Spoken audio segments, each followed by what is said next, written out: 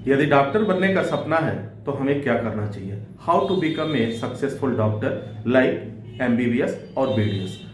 Dear students and my dear friends, welcome back once again. आज मैं आपसे बात करूंगा एमबीबीएस और बीडीएस बनने के लिए आपको क्या करना चाहिए। यानी आपको डॉक्टरी लाइन में जाने के लिए, डॉक्टर बनने के लिए आपको क्या करना चाहिए और कब से इसके लिए आपको तैयारी शुरू कर देना चाहिए। तो अगर हम बात करें कि डॉक्टर बनने के लिए हमें किन किन चीज़ों की ज़रूरत पड़ती है, तो सबसे पहले देखिए, डॉक्टर बनने के लिए आपको इंडिया में नीट एग्ज़ाम पास करना होगा। जी हाँ, नीट एग्ज़ाम जो होता है 10+2 के बाद आप इसमें अपीयर होते हैं, या उस समय 10+2 के एग्ज़ाम आप दे चुके होते हैं, उसके बाद आपका नीट एग्ज़ाम होता है। जैसे जैसे हर साल इसके डेट आते हैं नीट एग्ज़ाम के लिए, और उस डेट पे आपका एग्ज़ाम होता है। नीट एग्ज़ाम में आपको जो है 3 सब्जेक्ट होते हैं आपके, फिजिक्स, केमिस्ट्री और बायोलॉजी होता है।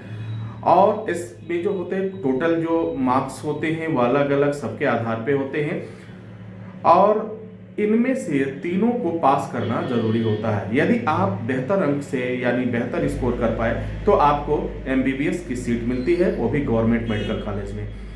लेकिन यदि आपके मार्क्स अच्छे नहीं आ पाए या कुछ कम आ गए, या मेरिट लिस्ट जो बना उसमें आपके मार्क्स जो है थोड़ा सा कम हुआ, तो आपको मेडिकल में सीट तो मिलेगा, लेकिन एमबीबीएस के जगह पे आपको बीडीएस मिलेगा।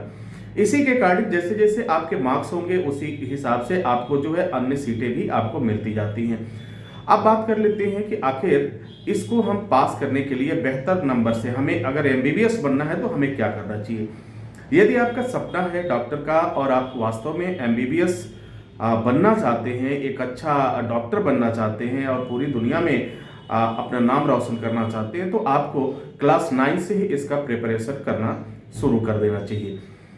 सिलेबस की बात रही, तमाम तरह की बातें आपके सामने आएंगी, बहुत सारे आपको नोट्स की बात की जाएगी, बुक्स की बात की जाएगी, लेकिन वह सभी आपको काफ़ी कंफ्यूज करेंगे।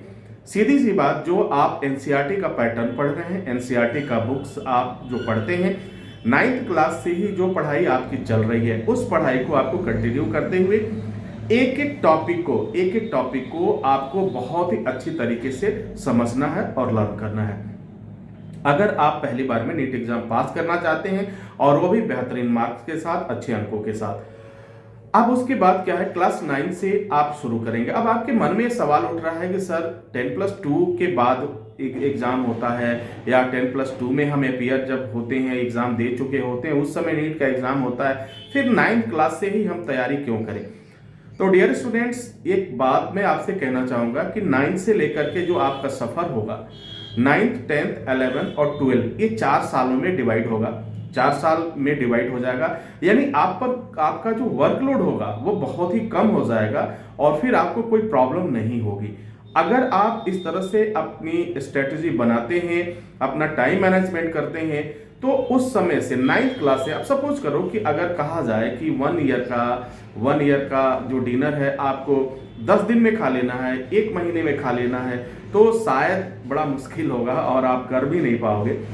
कहने का मतलब कि अगर हम थोड़ा थोड़ा चीज पहले से ही तैयारी करते रहें, प्रिपेयर करते रहें, तब जाकर के हम एमबीबीएस के लिए जो है अपनी सीट बुक कर पाते हैं।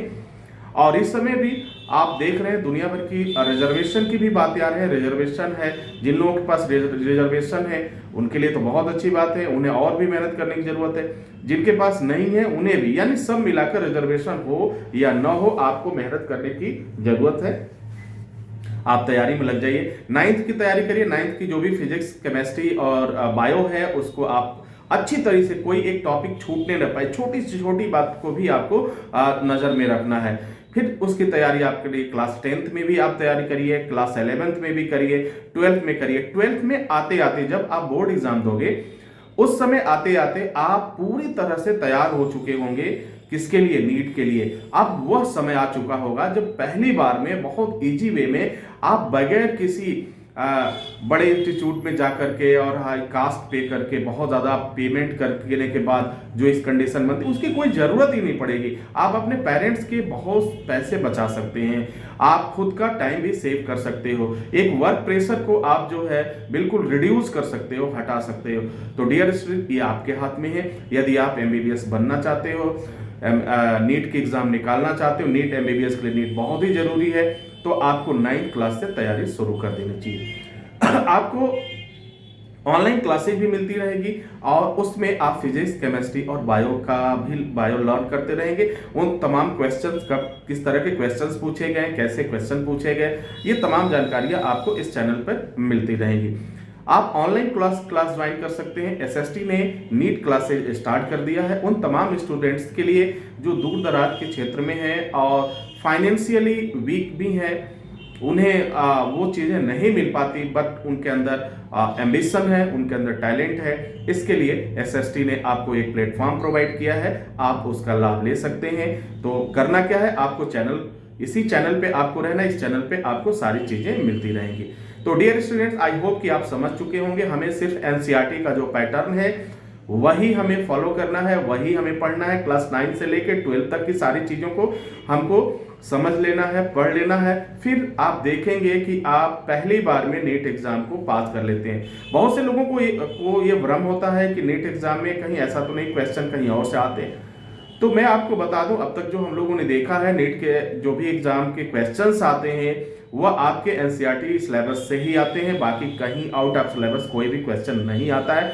इसके लिए पूरी टीम काम करती है, पूरा वर्क करता है, पूरी जो नीट की टीम है वो वर्क करती है कि कहीं इस तरह का कोई भी चीज आउट ऑफ सिलेबस न आने पाए। तो एक पेपर जो आता है उससे आप निश्चिंत रहिए, आप अपना वर्क करिए और वे अपना वर्क कर रहे हैं। हमें क्या करना है, हमें पहली बार में नीट एग्जाम को पास करना है। तो आज से ही, अभी से ही इसको शुरुआत करते हैं और अपनी तैयारी शुरुआत करते हैं। इसी के साथ इजाजत चाहेंगे, नेक्स्ट वीडियो में हम पुनः हाजिर होते हैं। तब तक के लिए wish you all the best. Thank you for watching, thank you for learning.